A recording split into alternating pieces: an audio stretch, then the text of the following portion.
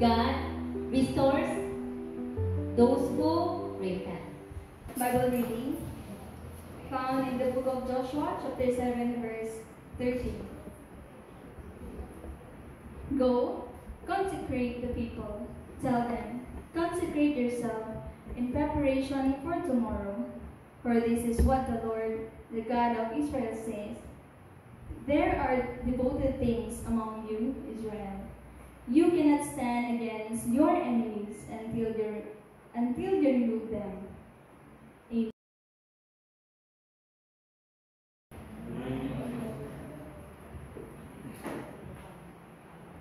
Okay. Let's see here. You remember last my topic? What was my topic? Who remembers? Topic of Joshua. It's Jericho. It's the city of Jericho, Joshua. It's very good. Our seniors. What was the story? Story of Joshua. It's Jericho. Jericho city of Joshua. They conquered Jericho with God's power. It was that. So there is one thing connected to the story. God gives new victory. Like, have you ever experienced like a surprising faith? Like after the great success, like it seems like it's already fine, but it's not totally fine. Like imagine scoring high in major exam, only to fail a simple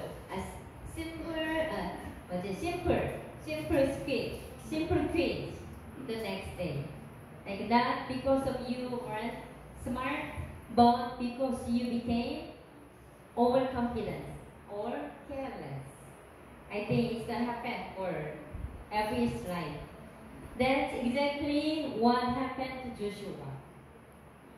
If you read the Bible, and Israelites, after the miraculous fail of Jericho, you remember how thickness, how high, isn't it? 20 feet or 25 feet like this. But it's like when they went up again, they are finally confident. Then they are getting another city of Ai. Ai is the one from the Canaan, smallest city. It's very easy. Looks like very easy to conquer. They were completely defeated. Why they failed? They didn't win. It's small. Big city, easy to conquer, but they failed. What can we learn from this moment? Israel's journey. So let's think about like obedience brings victory, isn't it? Obedience. When God said you did, do it, and then they follow, and then they defeat the city of Jericho. But the fall of Jericho was not achieved by Israel's strength, but by God's power. Isn't it? Do you agree, isn't it? It's by God's power. They defeat, and they are the one to win. They got the Jericho. The people obey every instructions when it didn't make sense. God gave very specific instruction on how to conquer Jericho city. March around the city 6 days, and then after 7 days, isn't it? They will blow trumpet. As a priest will blow the trumpet. Shout and wait.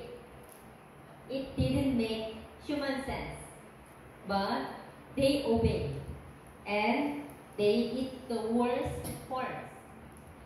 By faith, isn't it Joshua chapter 11, it's Hebrew chapter 11 verse 30. By faith, the walls of Jericho fell. After the army had marched around them for 7 days. This is the one to their faith, obedience, was the one conquered. When we obey God's voice, even when it seems unusual or difficult, we often the door for miraculous victories. Faith and obedience go hand in hand. Are there areas in your life where God is asking you to obey? God is asking you to obey. What? What is that? I think the best obedience in nowadays, you worship God. So Sunday, you come to church to listen to God's voice. I think that's the obedience today. Even when it seems strange or inconvenient, trust His voice. Trust God's voice. And obedience release His power. So, with your obedience, you will be defeated whatever you want. God is surely there for you. So, the hidden sin brings defeat. What's meaning here? Like the next battle at eye, they will fight for the eye. Should have be very easy because it's very small sin and weak. God, by taking things, devote. It's like, but they were defeated. They were loose. Why? Because one of them called here Achan. The Achan, there are many pronouns, but Achan had this disobey God by taking things, devote to destruction. His hidden sin brought trouble in just one himself. But on the whole community, not only him, the whole community was loose. The one person is obeyed. Like Joshua chapter 7 verse 1, but the Israelites were unfaithful. So the Lord's anger burned against Israel. Like think of phone. You have our cell phone, isn't it? Just one malware. Even though most of the app was fine, that one person slow it down, steal data, or destroy files. Hidden sin is like malware. It corrupts from the inside, even if everything looks fine on one outside. Like, are you carrying some hidden? There is something in my eyes. Are you carrying something hidden in your life, like bitterness, or dishonesty, or secret sin? We don't know your sin, but you know your secret sin. Like, I don't know, I told you Achan, isn't it? He was, like, when the Jericho was defeated, the old, we will not touch. We will do it in for the God's one is God's, we offer, but without God's one, we will not touch. But Achan was hiding for God's things. So that's why many don't know about things, but God knows. We don't know. I don't know your problem. You are like a communication of relationship with God, but God knows. The small thing makes lose ourselves. We cannot be destroyed. Small dishonesty makes destroy your life. Do you believe that? It might be. Yeah. Sin, even hidden, affect more than just the person who commit it. So don't let destroy your spiritual strength. Invite God to shine His light into your heart. When cannot expect God's blessing, when we knowingly harbor sin in our life. So God desires holiness from His people. When you are clean in your body, you smell good, isn't it? Have you ever, after taking shower, you're already very fine and comfortable. But how about your inside? Before they enter the church to worship to the Lord, you should be purifying yourself. Clean yourself. Isn't it? So, I always suggest, when you come to church, sit down for a while to confess your sin. Then, you can teach your children, you can also worship, you can be leading praise and worship. That's more on words with your life. So, just sit down. God, forgive you.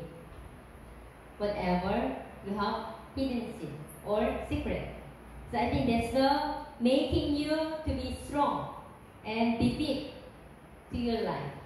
So I will say here, repentance restores God's presence. Like Joshua chapter 7 verse 10 to 26, it's the one. God reveals Achan's sin. Joshua confronted it and he dealt with it. He was bring out what he did. And then Achan confessed. And judgment was carried out. It was painful but necessary for the nation to be cleansed. Should be confessed. If you need forgiveness, you also forgiveness to others, you also forgive to others. So after repentance, after confess his sin and purification, God's favors return. God is coming to use his power to our life. So, like a young man once broke his father's trust by stealing money. For a year, he avoided coming home. He was shy, maybe, to coming home to his father.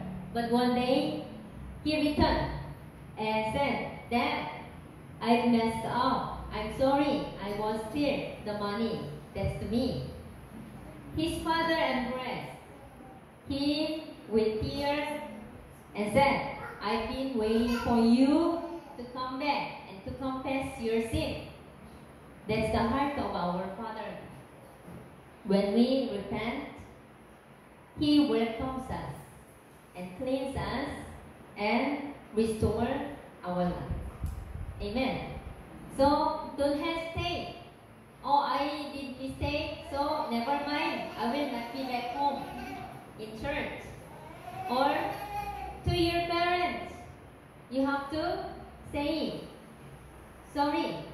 Then it will be okay, I think. They will not keep say and angry with you. Isn't it? When you say sorry and when you confess and repent, that's all. God will accept. So God is not only just be merciful. Don't learn from God. Learn to Him.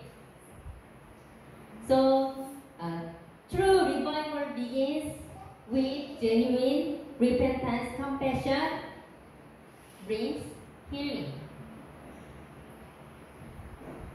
And lastly, God gives new victory. What's this?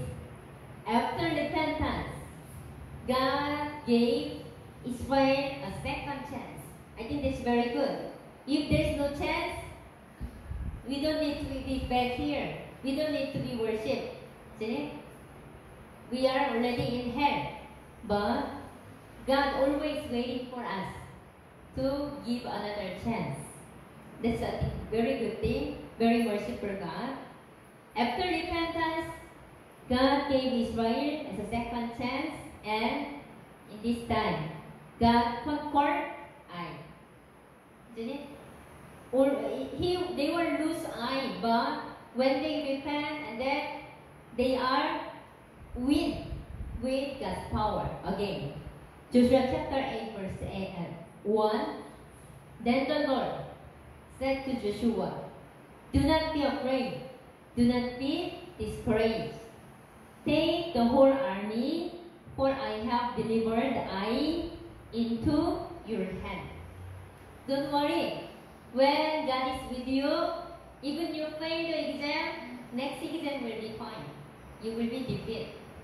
So be with God. I think that's the one to message to our life.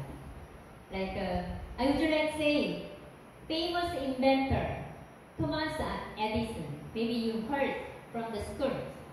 The ones said after the failure experiment, he said, "I haven't failed. I've just found 10,000 ways that won't work." He didn't give up. He never gave up. He kept improving and improving 10,000 times. And eventually, he created the light bulb. Isn't it? The Edison was not like a normal person, but he was the inventor. He never gave up. So, if you are with God, without give up, then it's really happened to with our life as a blessing. Amen. God will use you, and God will continue keep you. God doesn't give up on our life, on us, when we fail. Even we looks like loser, but if God is with us, we will never lose. He teaches us and refines us and leads us to new victory. Like Israel, defeat Ai again. Isn't it?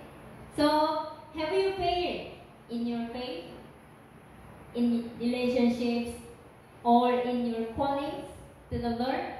You failed to worship, you discouraged. I will not go to church anymore because of this reason. Don't give up. In any way, God is with you. God is still waiting for you. Amen. Fail is not the end. If we turn back to God, He gives us new opportunity to walk in victory. Don't stay in defeat. There is grace for new beginning. So, it's the key spiritual lessons today. The story of Jericho and Ai teaches us three key spiritual lessons here. First is victory comes through obedience. I think it's very important with our faith life. You have to obey. Obey the word of God. Isn't it? When there is a proclaim, the pastor always saying, but without obedience, it's not work. You have to obey word of voice through the message of the Lord. Then you will say amen. And then, okay, I will follow Lord. Be with me. We have to always keep your obedience to the Lord. And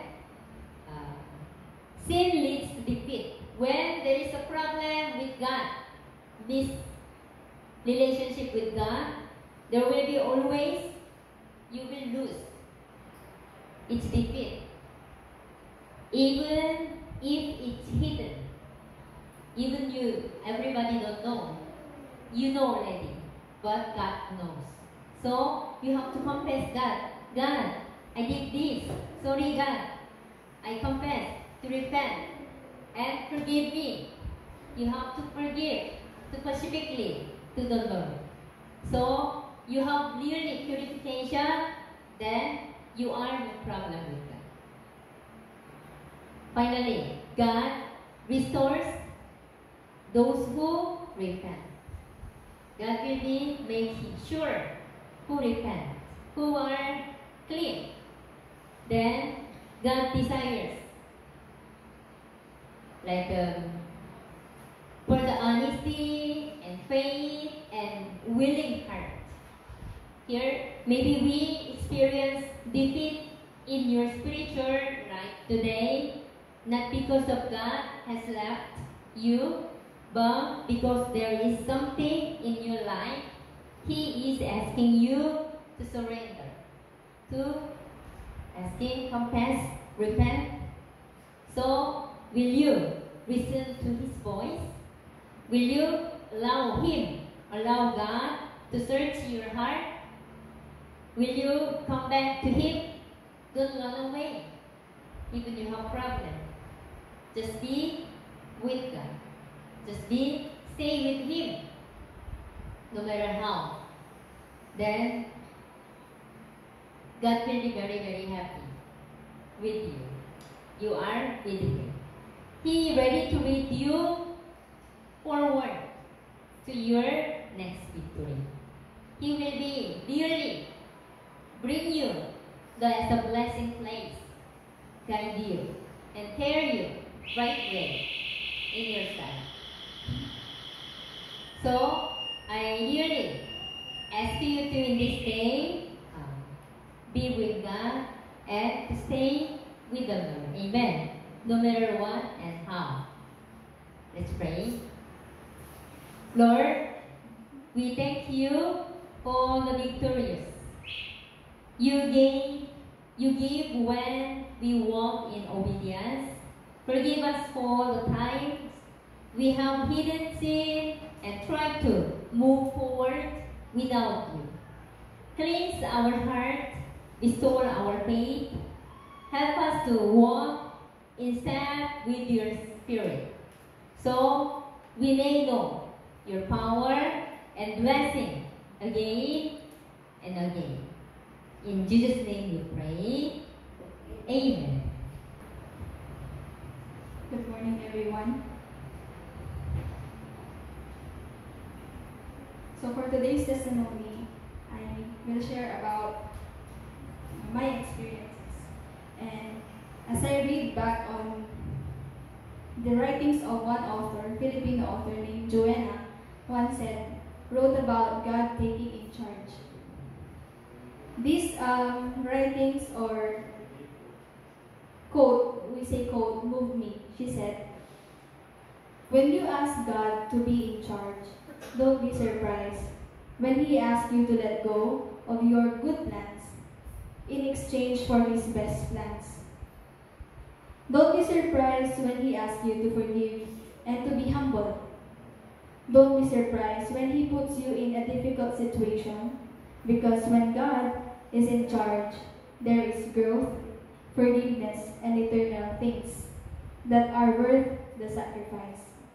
Then which I remember my worries in life that puts me down and helpless. As you all know, I and some of the young adult members plan to visit South Korea soon. The process was not easy to accomplish for some, especially me, plus the waiting time that we waited. Then let us worry whether approved or denied. I remember myself saying to our pastor that there's no way I can complete my document. Our pastors were hopeful for us all to get the visa approval.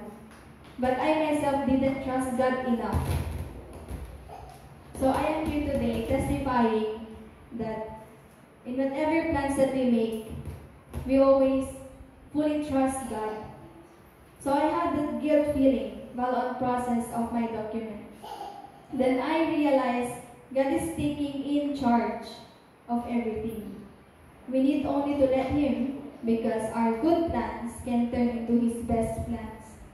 Remembering that He knows the plans He has for us. He declared that in the book of Jeremiah. So give us a future and hope. That verse comforted me during the time I am losing hope for my document. Thankfully, God didn't let me miss this wonderful opportunity to grow and experience new things. It is 8 out of 8 visa approval last week, and we thank God for this opportunity that we are about to face. It is indeed that by faith and fully trusting what you ask God for, He'll be in charge on it. So my brothers and sisters in Christ, let us keep trusting God. He is in charge of everything, whether heavy or light life baggages. He can carry it for you and me. Lean unto the Lord, and together we will grow in faith. Thank you.